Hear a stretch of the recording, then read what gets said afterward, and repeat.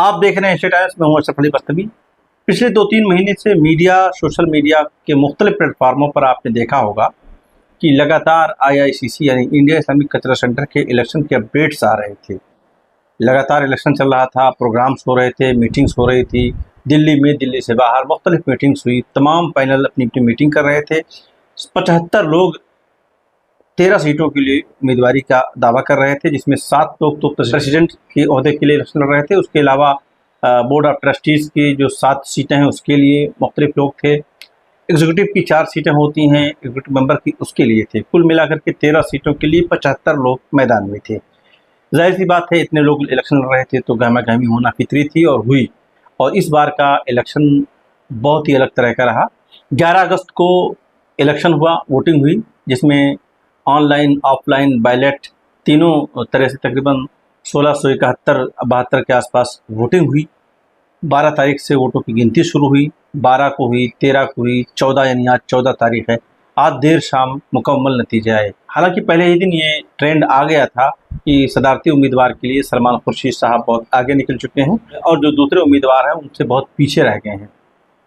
तो ये ट्रेंड बाकी रहा 12 को, 13 को और 14 को, और आज नतीजे आ गए हैं। तो सबसे पहले तो आप नतीजे सुन लीजिए। जो मेरे पास इस वक्त नतीजे आए हैं, फाइनल नतीजे, मैं आपको सुना दूं। सबकी तस्वीरें इसलिए नहीं हैं कि चूँकि 75 लोगों में से लोग जीत करके आए हैं, किसी एक पैनल को जीत नहीं हासिल हुई है, अलग अलग पैनलों से लोग चुन करके आए हैं, तो सबकी तस्वीरें तो मैं नहीं दे सकूँगा। अलबत्ता सलमान खुर्शीद साहब को तो आप जानते हैं, देश के फॉरेन मिनिस्टर रहे हैं, कांग्रेस के बहुत कद्दावर लीडर हैं।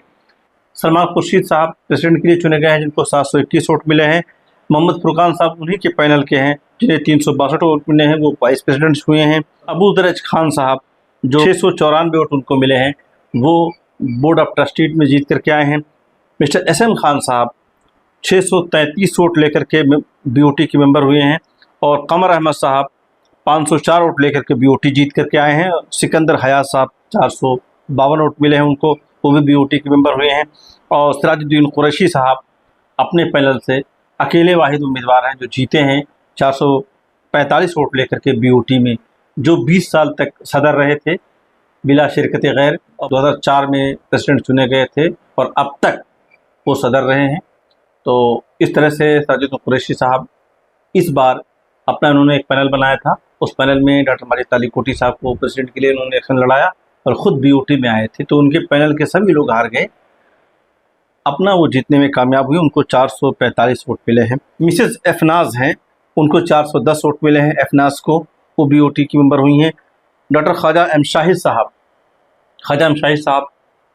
को आप जानते होंगे, बहुत ही फ़ाल ब्यूरोक्रेट रहे हैं।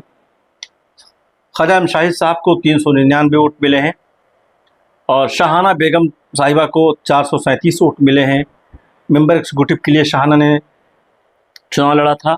और शमामा साहिबा हैं, इनको 434 वोट मिले हैं, ये भी मेंबर एग्जीक्यूटिव हुई हैं। और मिस्टर शाहिद अली साहब 429 वोट लेकर के मेंबर एग्जीक्यूटिव हुए हैं। और अरमान अहमद हैं, 390 वोट लेकर के मेंबर एग्जीक्यूटिव हुए हैं। तो गोया कि तमाम सीटों के नतीजे आ गए हैं। इस्लामिक सेंटर में 20 साल के बाद एक बड़ी तब्दीली आई है।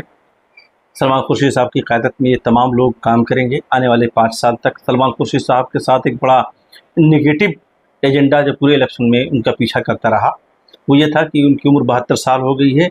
3 साल के बाद वो 75 साल के हो जाएंगे, तो जो इस्लामिक सेंटर का जो लॉ है उसके मुताबिक वो 75 के बाद वो सदर नहीं रह पाएंगे। तो इसको लेकर के पोजीशन ने उनका बहुत पीछा किया, लेकिन ये उनके काम नहीं आया। तो अलबत्ता वो जीतने में कामयाब हो गए। अब आने वाले दिनों में देखना है कि 3 साल के बाद वो इसे अपनी सदारती सीट छोड़ते हैं या अमेंडमेंट करते हैं, जो उसका बायलाज है उसमें। ये चीज़ें आने वाले दिनों में देखने को मिलेगी। जैसा कि वो बार बार अपनी गुफ्तगू में कह भी रहे थे कि मैं ऐसा करूँगा कि 3 साल के लिए ही इसका ऐसा कुछ नियम बना दिया जाए कि हर सदर आने वाले दिनों में 3 साल का ही हो। लेकिन अब ये देखने वाली बात होगी। अब तो जीतने के बाद क्या चीज़ें होती हैं आप जानते हैं। सबसे जो अहम बात ये थी कि माजिद तालिकोटी, जो एक बहुत ही मशहूर मरूफ कैंसर सर्जन हैं, वो मैदान में आए और उन्होंने सिराजुद्दीन कुरैशी पैनल से सदारती उम्मीदवार का इलेक्शन लड़ा। आपने देखा कि बहुत बड़े पैमाने पर प्रचार प्रसार और क्या कहते हैं प्रोग्राम सब कुछ हुए और ऐसा लग रहा था कि वो जीतेंगे, बल्कि उन्हीं का मुकाबला बार बार ये देखा जा रहा था। जो लोग भी जिससे भी आप बात करते तो ताली कोटी साहब के सामने कभी तो कोई आसिफ हबीब को करता था, ज़्यादातर लोग ये कहते थे कि सलमान खुर्शीद ताली कोटी से लड़ रहे हैं, ये होता था। तो लेकिन देखने की बात ये रही कि इस पूरे इलेक्शन में ताली कोटी साहब को बहुत कम वोट मिले और वो चौथे पाँचवें नंबर पर चले गए। तो ये क्या हुआ, तजुन कुरैशी पूरा पैनल किस तरह से धराशायी हो गया उनको छोड़ करके, ये बाद के दिनों में चर्चा का विषय होगा खुद उनके लिए कि ये बहुत ही गंभीर बात है कि किस तरह से उन्होंने पूरी अपनी कैंपेन चलाई और इतना ज़्यादा वो नीचे चले गए। तो उनके अपने सोचने का विषय है, वो मेरा ख्याल है कि ज़रूर सोचेंगे। जो लोग जीते हैं, जीतने के कारणों का भी वो अध्ययन करेंगे कि उनको जीत में क्या चीज़ें फ़ायदा पहुँचाएंगी। जो हारे हैं वो हारे क्यों हैं वो भी मेरा ख्याल है कि वो सोचेंगे और गौर करेंगे और अपना अध्ययन करेंगे, अपना एनालिसिस करेंगे। तो बहरहाल ये चुनाव था और चुनाव यही होता है कि जब चुनाव होता है तो उसमें कुछ कहना मुश्किल होता है। कई ऐसे चुनाव आपने देखे होंगे जिसमें बहुत मजबूती के साथ जो लड़ रहा होता है, बहुत दिखाई दे रहा होता है, नतीजे आते हैं उसके उलट आते हैं। जो हिंदुस्तान में जमहूरियत इसी का नाम है और जमहूरियत में यही होता है कि लोग किसे चुनते हैं ये कभी कभी तय कर पाना मुश्किल होता है। डॉक्टर माजिद ताली कोटी के साथ जो सबसे गंभीर मसला ये रहा कि उनका जो मुस्लिम राष्ट्रीय मंच से जो एसोसिएशन था उन्होंने कभी उसको रिजेक्ट नहीं किया और उसके साथ वो लड़ते रहे और उसको डिफेंड नहीं कर पाए। अपोजिशन ने इसी एक बात को लेकर के इतना बड़ा मुद्दा बना दिया कि इस्लामिक सेंटर MRM का एक सेंटर बन जाएगा, MRM का एक ऑफिस बन जाएगा और MRM के हाथों में चला जाएगा, मुस्लिम राष्ट्रीय मंच के हाथों में चला जाएगा। ये वाला मामला उठा करके अपोजिशन की तमाम ग्रुपों ने ताली कोटी के लिए चैलेंज पैदा किया, लेकिन ताली कोटी और उनकी टीम इसका सही से मेरा ख्याल है सेटिस्फैक्ट्री जवाब मेंबर्स को देने में नाकाम रही, जिसकी वजह से इतना प्रचार प्रसार होने के बावजूद वो फाइट में कहीं नज़र नहीं आए। जबकि जिस दिन तक वोटिंग हुई है उस दिन तक ऐसा लग रहा था कि वो और सलमान खुर्शीद साहब दोनों आमने सामने फाइट में चल रहे हैं। तो बहरहाल चुनाव अब हो गए हैं, अब चाहिए ये कि सलमान खुर्शीद साहब जो नई टीम को मिली है हिकमत के साथ, बसीरत के साथ काम करेंगे, चूँकि वो बड़े सीनियर लीडर रहे हैं, मिनिस्टर रहे हैं, कई बड़े ओहदों पर रहे हैं कांग्रेस में, तो उनको तो पार्टी इनके दरमियान इतना बड़ा काम करने का मौका मिला है। तो इसको चलाने में, इस्लामिक सेंटर को चलाने के लिए उनकी जो बसीरत है, उनके जो एक्सपीरियंस है वो काम आएगा। देखना यह है कि वो किस तरह से अपनी इस नई टीम को लेकर के आगे बढ़ते हैं और जो एजेंडा उन्होंने दिया था मेंबर्स के सामने उस पर वो कितना काम कर पाते हैं।